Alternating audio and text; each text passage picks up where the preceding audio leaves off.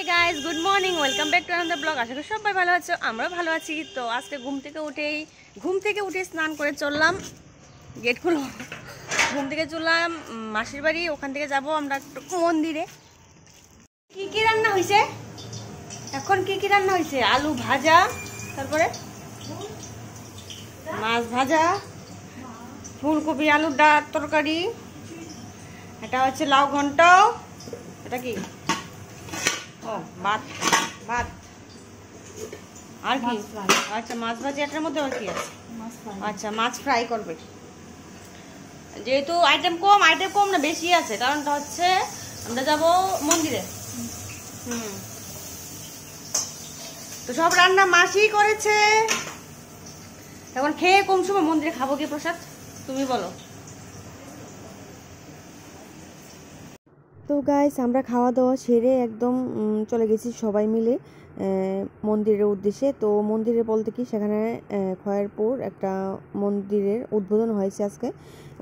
মন্দির বলতে কোন মন্দির সেটা তো বলেই হয়নি তোমাদের। তো সেটা হচ্ছে শ্রী শ্রী অনুকূল ঠাকুর চন্দ্রের মন্দিরের উৎসব হচ্ছে আজকে, বাৎসরিক উৎসব যেটাকে বলে। তো এখানে সবাই এসে গেছি আমরা। তো আমরা সবাই টমটম দিয়ে এসেছি। আর এটা দেখতে পাচ্ছ, ও হচ্ছে আমার ছোট ভাই, সবচেয়ে ছোট ভাই, মানে আমাদের ভাইরার মধ্যে সবার ছোট ওই হচ্ছে। তো ওর নাম হচ্ছে আদি। তো ও দেখতে পাচ্ছি সাদা রঙের ড্রেস পরে একদম খুবই ঠাকুর ভক্ত। আর সত্যি কথা বলতে কি, ও খুব অনেক কিছুই জানে, সবসময় মন্দিরে টন্দিরে আসা যাওয়া করে ওর বাবার সাথে মায়ের সাথে। তো খুবই ভালো লাগে।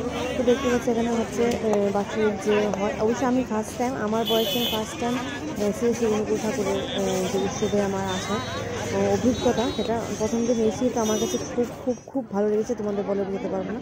তো এখানে প্রসাদ নিয়ে নিচ্ছি আমরা। তো এখানে হচ্ছে ডালিয়ার খিচুড়ি আর সঙ্গে হয়েছে চাটনি। তো আমরা একদম লাস্টে ছিলাম, দুপুরবেলা আসা হয়নি যেহেতু।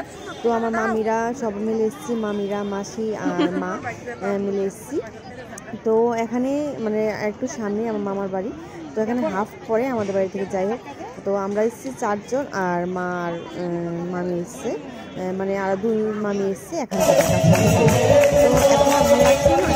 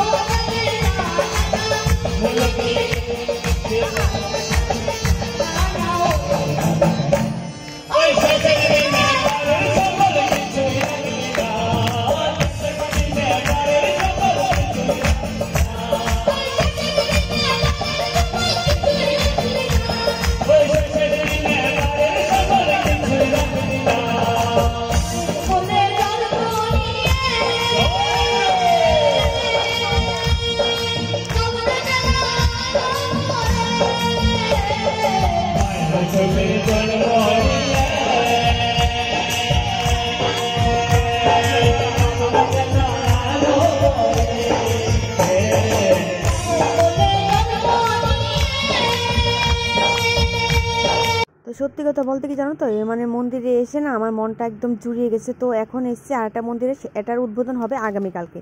তো আগের দিন পরের দিন এরকমভাবে হচ্ছে। তো আমার মামারা, মানে সব মামার কথা বলছি না, আমার যে আদি ভাই, ওর বাবা যেটা ওই সাদা রঙের সোয়েটার পরেছে, ও মামাটা, মানে ওই মামা একটু সব কিছু দায়িত্বের মধ্যে থাকেন উনি, মানে শ্রী শ্রী ঠাকুরের যত কাজকর্ম হয়। তো যাই হোক, তো দেখতে পাচ্ছি এখানে সবাই মিলে চলে এসেছি আমরা, মামি টামি সবাই মিলে। আর রাস্তার মধ্যে অনেকটা কুয়াশা ছিল, আর এখন বাচ্চা জানো তো রাত 11টা। তো সাইনবোর্ডে দেখেছো কি লেখা আছে, এখানে অর্ঘ্য পাওয়া যায়। তো আমি সেটা আদিকে বলছিলাম, বাবা এখানে অর্ঘ্য কীভাবে পাওয়া যাবে, অর্ঘ্য তো আমার কাছে। তো সেটা নিয়ে আমরা সবাই মিলে হাসাহাসি করছি। তো দেখতে পাচ্ছ খুব সুন্দর সুন্দর, খুবই সুন্দর। আর সত্যি কথা বলতে মনটা একদম জুড়িয়ে গেছে। তো এই যে হলো মন্দিরটা, যেটা আগামীকালকে উদ্বোধন হবে। তো এখানে উৎসব হবে, তো সেটা দেখার জন্য মামা নিয়ে এসছে, বলছে চল আগামীকালকে তোরা আসবি কি না আসবি সেটা ঠিক নেই, তোরা আজকে দেখে যা যে আগামীকালকে যে মন্দিরের উদ্বোধনটা হবে তো সেটা কতটা সুন্দর, কতটা মানে বলে বোঝাতে পারবো না, এতটা ভালো লাগছিল না আজকে দিনটা, যে সকাল থেকে যে মন্দিরে উৎসবে যে কাটিয়েছি, আর বিশেষ করে যে গানগুলি যে শুনছিলাম না, মানে সৎসঙ্গ বলে যেটাকে।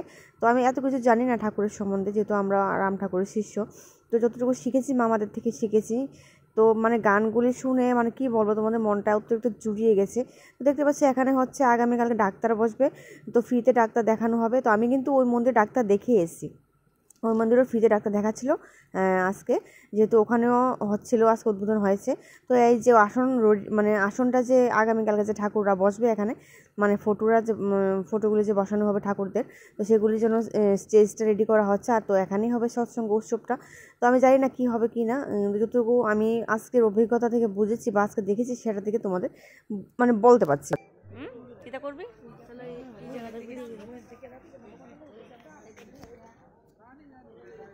তো গাইস, আমরা এসেছি এখন আরেকটা মন্দিরে। তো এটা কালকে উদ্বোধন হবে, তাই তো? হ্যাঁ, কালকে উদ্বোধন হবে না, কালকে উৎসব। ওই তো উদ্বোধন মানে কি, উৎসবই তো, উৎসব করে তো উদ্বোধন হয় মন্দিরের। না, এটা হলো একটা প্রোগ্রাম। আচ্ছা, প্রোগ্রাম হবে, যাই হোক। তো এই মন্দিরের আগামীকালকে আজকে অধিবেশন হচ্ছে। তো মন্দিরে দেখতেই পাচ্ছ তোমরা কত সুন্দর, এটা অনুকূল ঠাকুরের। আমাদের ত্রিপুরাতে জায়গায় জায়গায় আছে, তো সেটা আরেকটা।